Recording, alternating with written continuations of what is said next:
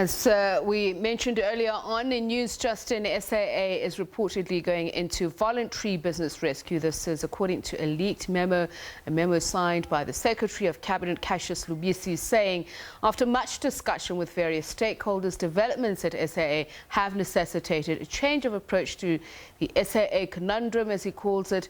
We're joined now on the line by Dirk Herman from Solidarity. A very good evening to you, and thank you so much for speaking to us, Mr. Herman. So obviously, as we mentioned, that this is as a result of a leaked memo. We have not received any formal confirmation from SAA itself. What is your understanding of what is being proposed here, and what is it a departure from? Well, it departs from Solidarity's application for business rescue. Tomorrow morning early, we meet with the Deputy Judge General, Judge President in Johannesburg to discuss our specific application.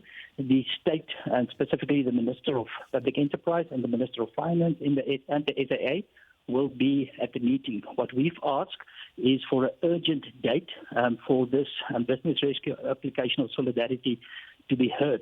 The memo that you just mentioned, we also got that. We can't confirm that it's authentic, but it seems so. And it seems that they decided not to oppose Solidarity business rescue application. Just this week, they sent us letters from the SAA and both ministers that they oppose our application. We are thus quite surprised to now learn that they're not going to oppose it and that they want to go into voluntary business rescue. That, of course, is also a process that they must follow now. We will hear tomorrow at the Judge President's office what their plans are, but tomorrow morning, 8 o'clock, the different legal teams will meet with each other. I'm just curious, what is your understanding when you made the application of SAA's current financial statements? We know just a day ago they were saying that they are not in a position to release their annual financial statements. We had reports earlier on in the year saying that SAA had lost something in the region of 10 billion rands in the past 2 years. But what is the current state of its finances? In practice, the SAA is insolvent and that they are now heading for liquidation. Liquidation will have tremendous effect on workers and also on the South African taxpayer. We believe that there's a third option, still a very, very, very small option, and that is business rescue, when a third party comes in and try to facilitate and settle some kind of solution. But the SAA in its current format, even with a business rescue application, will not be saved. So even a business rescue application will have only limited success, but that's the only way that we can save jobs, and that's the only way that we can safeguard at least a part of the taxpayers' money. The other option is, of course, liquidation, and we hope that we can prevent liquidation with the specific business rescue application. The business rescue application will now be much, much easier if the government decide not to oppose that, but to voluntarily adhere to the process. Okay, just who do you think it's, or let's speculate about who this third party might be. SAA mentioning earlier on in the year that it's struggling to secure financial assistance, especially in the form of equity. Where does your speculation put you in terms of who that third party might be? First place, the third party that I refer to is a business rescue practitioner that must be appointed by the court. The business rescue practitioner then can negotiate with a partner or an equity partner, like, for instance, Ethiopia that showed interest. There's other parties also that showed interest, but the interest that is showed up to now is only in parts of the SAA, not in the SAA like it is now. So there's, like I understand, at least 3 possible parties that are interested to buy into the SAA to be a partner, but the party that must facilitate this now in the new process is a business rescue practitioner. The thing with a business rescue practitioner, he has a lot of powers that the current board simply does not have.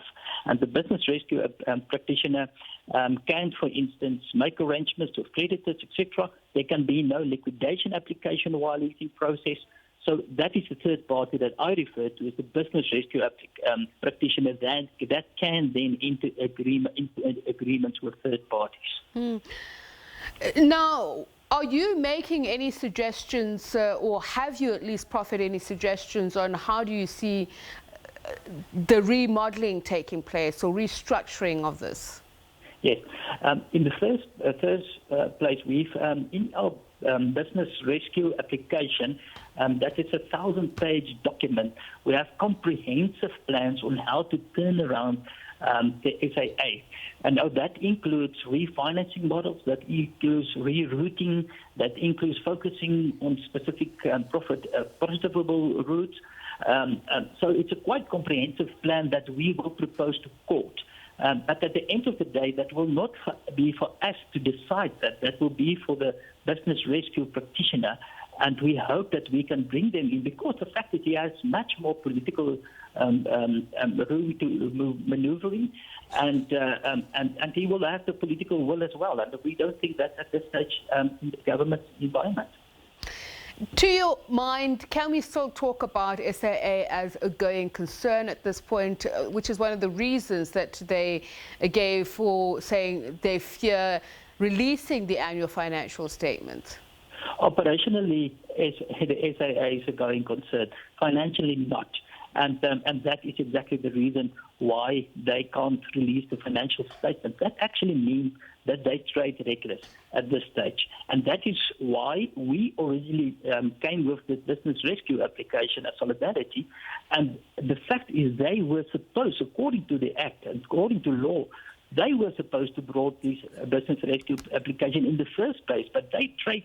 We talk now about business rescue for more than a year with the SAA. And in the meantime, they traded recklessly, and now they come and they say, well, most probably we will not oppose any business rescue application. And we are afraid it's now too late. And that can be at a very, very high price for the workers and the taxpayers. But we hope that we can do something still. Right, thank you very much. Dirk Herman from Solidarity Union.